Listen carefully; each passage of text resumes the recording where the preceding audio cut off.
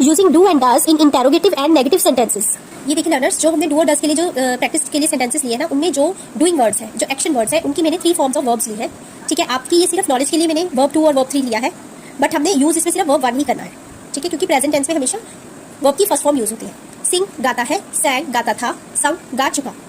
Play खेलता है, played खेलता था, प्लेड खेल चुका।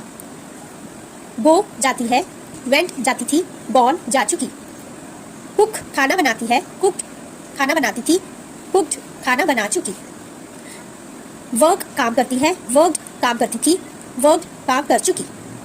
रन दौड़ती है, रन दौड़ती थी, रन दौड़ चुकी। टॉक बोलता है, टॉक्ड बोलता था, टॉक्ड बोल चुका। लाइक पसंद करता है, लाइक्ड पसंद करता था, लाइक्ड पसंद कर चुका। अब इसमें आपने हमेशा एक बात को याद रखना है कि जो वर्ब की फर्स्ट फॉर्म जब हमने यूज करनी है प्रेजेंट टेंसेस में, ठीक है, तो अगर वो नेगेटिव या इंटेरोगेटिव नहीं है, यानी कि उसमें डू या डज का यूज नहीं हो रहा है, तो आपने एस या ईएस लगाना है इनमें।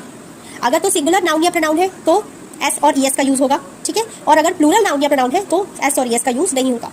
और डू और डज के साथ कभी भी एस और ईएस का यूज एक्शन वर्ड्स में नहीं होता है, ये सिंपली लिखे जाते हैं। जब बात आती है सेकंड फॉर्म की, ठीक है, तब यूज होते हैं जब हमने पास्ट टेंस यूज करना। ठीक है, और चुका है वाले सेंटेंसेस में थर्ड फॉर्म यूज होती है, ये हमेशा हैज और हैव के साथ यूज होती है। अभी हमने केवल और केवल इन पर ध्यान देना है। और आज मैं आपको यूज ऑफ डू और डज करवाऊंगी। ठीक है, do as you all know, do का मीनिंग होता है करना, किसी भी काम का किया जाना। डू जो है वो फर्स्ट फॉर्म ऑफ वर्ब होती है और इसकी सेकंड फॉर्म होती है डिड और थर्ड फॉर्म होती है done. But today we will discuss about do, as do is the first form of the verb and the first form of the verb is used in simple present tense।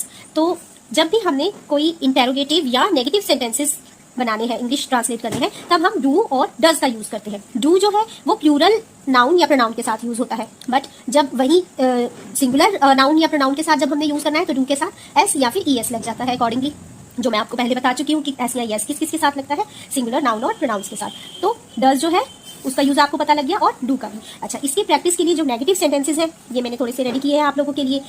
So learners, इसी तरह से आप ये वाले sentences को हमारे daily use में भी हम यूज करते हैं, तो आप इन्हें बोलिए और इससे आपकी और भी प्रैक्टिस होगी। Keep practising and don't forget to come back to let's learn to blossom to learn more such sentences.